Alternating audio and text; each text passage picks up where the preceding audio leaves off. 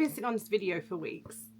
Literally weeks. I genuinely don't know how to introduce this video without sounding like I've lost my mind, so I'm just gonna say it. There is an author on the internet who writes dinosaur erotica and also just won a Locus Award for horror fiction. And I've read 5 of his books, so you don't have to. You're welcome. So who is Chuck Tingle? Where do I even start with this one?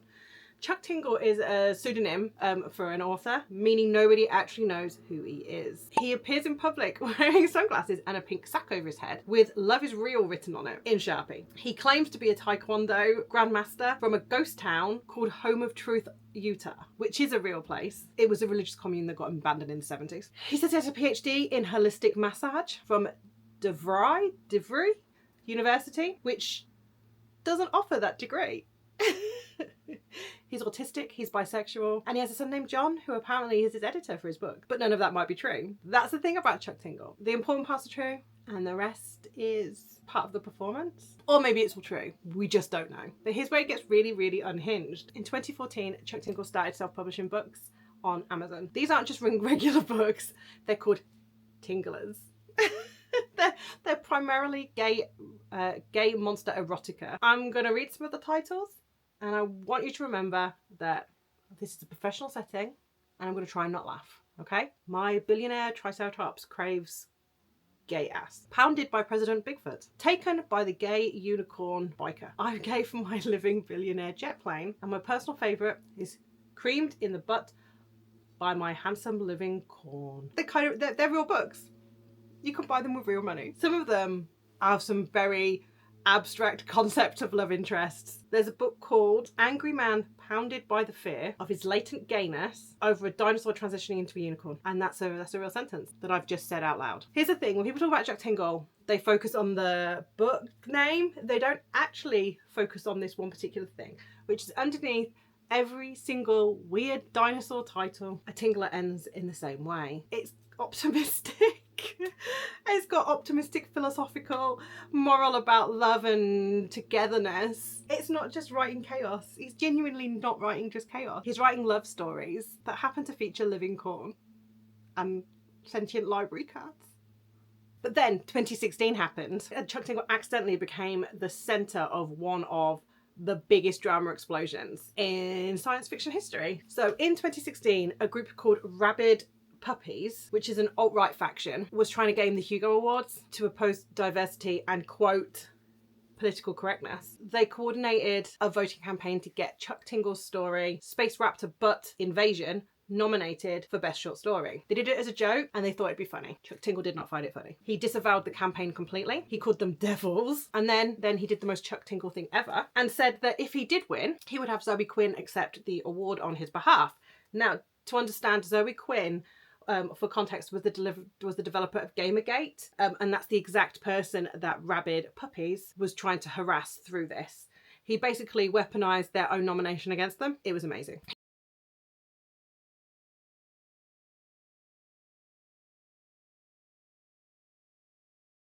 He didn't win, but he did publish a book about it called Pounded in the Butt to My Hugo Award Loss. And then next year he got nominated again and lost, and published a book called Pounded in My Butt by the second Hugo Award nomination. So at this point you're either thinking this man's a genius or he is massively unhinged. And honestly, I think it's a little bit of both. But this is where the story changes. In 2022, he did something that nobody expected. And he went legit. So Tor Books, which is one of the biggest sci-fi publishing houses, signed him to a 2-book deal under their Nightfire horror imprint. And in 2023, he published Camp Damascus. So Camp Damascus is a horror novel about a conversion therapy camp. It's about religious extremism and neurodivergency. It's about a young woman called Rose who starts to see demons and everyone around her insists that they aren't real. It's really unsettling, genuinely an unsettling book. It hit number 32 on the USA Today bestseller list. It was nominated for a Bram Stoker Award for Best Novel. And then in 2024, he published Bury Your Gays, which is about a Hollywood executive forced to choose between killing off queer characters in a show he loves or, well, actual supernatural consequences. It won the Locus Award for Best Horror Novel in 2025. A Locus Award. The man who wrote Pounded by President Bigfoot. It's now got a Locus Award. So I decided that I was going to experience this for myself. I read 5 Chuck Tingle books, and I'll give you my verdict on both of them, starting with Camp Damascus, because I wanted to see if the horror was actually good or if it was just curiosity bait. And I have to be honest with you guys, Camp Damascus scared me. Not in a jump scare way. It's more of a, this is a real thing that happens to real people, because conversion camps do exist.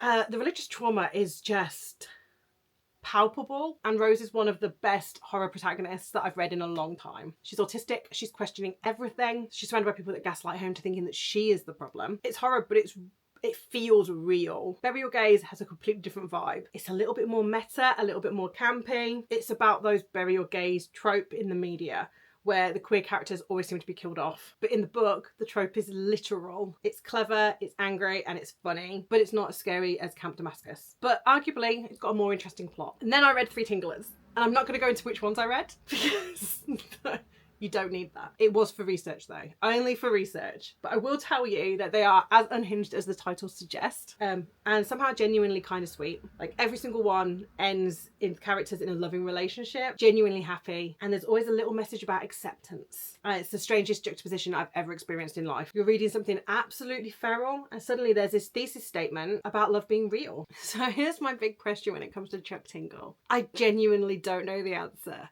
Is he a genius who's been playing 4D chess this entire time? Or is he somebody that just started writing unhinged erotica and accidentally stumbled into significance? Because here's the thing. The transition from pounded in the butt by my own butt, which is a real book, by the way, to winning a Locus Award for horror is kind of not a normal career trajectory.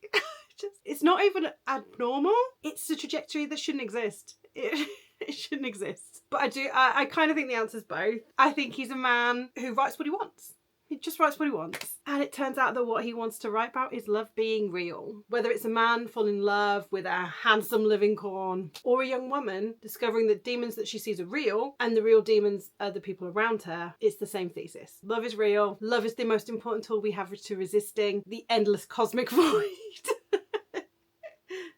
And that is his quote, by the way, not mine. The man in the pink mask with the fake PhD said that, and I think about it constantly. So overall, yes, I would recommend Camp Damascus. Genuinely. It's a proper horror novel, and it's a good one. And the Tinglers, you read them at your own risk. Burial Gaze is if you want something a bit more meta and angry, and the Tinglers you need to read at your own risk. I hold no responsibility for any of this. If you've read any Chuck Tingle, let me know your thoughts below, because I need people to talk to about this. If you haven't, tell me which title sounds the most unhinged, because honestly, I just don't want to be alone in this. Thank you all for watching, and I'll see you again next week.